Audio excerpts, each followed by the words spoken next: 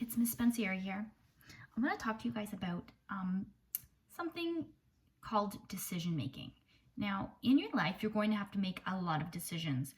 It may seem like recently you haven't had to do too much critical thinking, and that a lot of your decisions are being made for you about what you're allowed to do and how you can spend your time. But in your life, you're going to need a lot of decision making skills. So I'm going to go through a really neat strategy. But just before I do that, I wanted to mention that some decisions in your life or problems that you have to solve are going to be very easy. And problems are easy to solve and decisions are easy to make when a few factors are present. So if it's a topic that you're an expert in, obviously it's an easy decision to make or an easy problem to solve.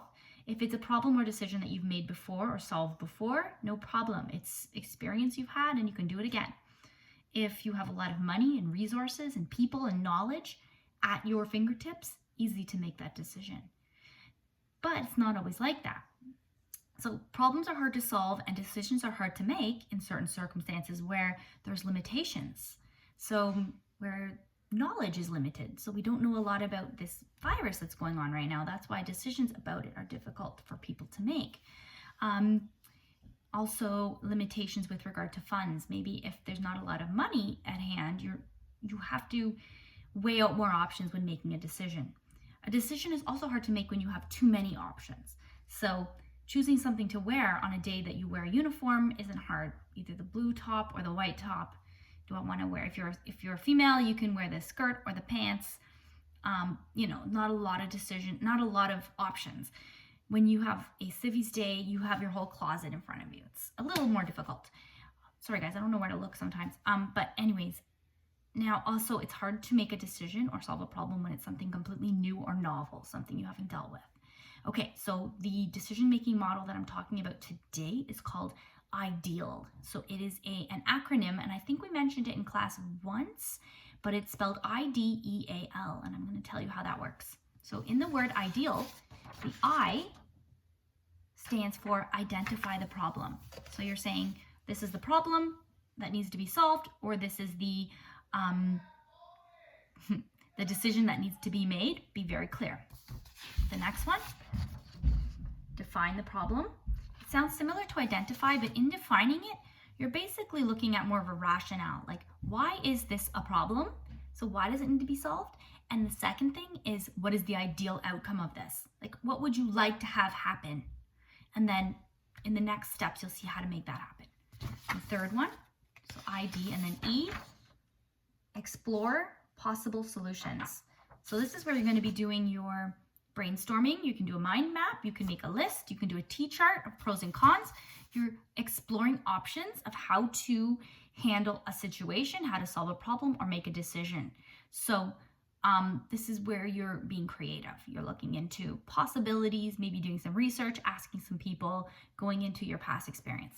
The next one, A, action to take. So now this is when you're actually going to put one of your plans into action. You're going to do it, you're going to try it out, you're going to solve that problem, you're going to make that decision, and you're going to see what happens.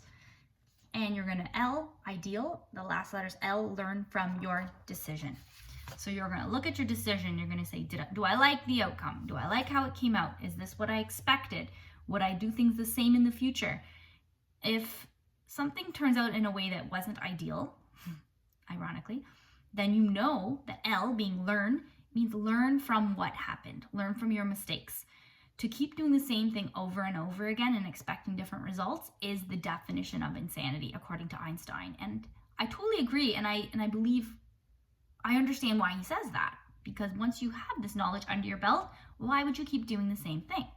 Now, one quick example I want to show you guys for ideal, so that you can take this with you, is in our pandemic, when we had no toilet paper. My family, we don't buy tons and tons of toilet paper. It's not the kind of thing we stockpile. So in my situation, we had I, which was identify the problem. Okay, the problem is that all the toilet paper is gone from the store. We have no toilet paper. There's no toilet paper to buy. D, define the problem. Well, we're about to run out of toilet paper. Why is this a problem? Because we are used to using toilet paper in our society after, doing what we have to do in the bathroom. And often in my household, when we don't buy Kleenex, or if we run out of Kleenex, we blow our nose on toilet paper, or we grab some toilet paper and clean up a spill. And I know we shouldn't use toilet paper for everything. I realize that now that it's such a commodity. But it's a problem because, oh, chickadee, hi Bella. Okay, and the ideal outcome of this problem would be that we find toilet paper. E would be to explore possible solutions. So in my situation, the solutions are that we go to different, okay, number one, we can go to different stores and look for it. Number two, I started asking around if anyone had extra, even a few rolls to tide us over. I also made a few phone calls to stores to see when they restock. Walmart, for example, restocks at certain times, and often they restock at night, so that in the morning, if I could be one of the first ones there to get the toilet paper. And also some stores were starting to open early for people that were elderly or if they were immune compromised. And my husband has had heart surgery. I've told you guys all about this and how he is on certain medication for that. So he could go to the store, and he has a card, like a little card that says that he, it's sort of a disability in a sense. So he could use that in order to go into the store at 7 a.m. and be able to get the toilet paper. I know, this is crazy. So, and then we learn, right? In the future, not that we would hoard the toilet paper, but we wouldn't leave it until the last minute. Number two is that we would never take something as simple as toilet paper for granted, or bottled water, or other things that we keep in the home that we do tend to take for granted. Even ketchup. Like at one point we ran out of ketchup, and I was pulling out the little packages that you get from McDonald's or from KFC, and I was pulling out those packages of ketchup. I'm like, "Okay guys, we're actually using these." And they're like, "Mommy, are we really using these?" Like, it was like a big deal. It was really cute. But anyways, guys, that's your little lesson of ideals, okay? I hope that this didn't get too long, 7 minutes. I know you guys have other things to get to and Netflix to get back to. Anyways, guys, I hope you guys are all okay, and I hope that you can, in the future, if you're faced with a decision or a problem, maybe you can sort through it rather than doing something irrational or just coming to a quick decision. Really put some thought into it and use these steps to follow it, okay? Or to sort through it, okay? Guys, have a great day. A, be positive.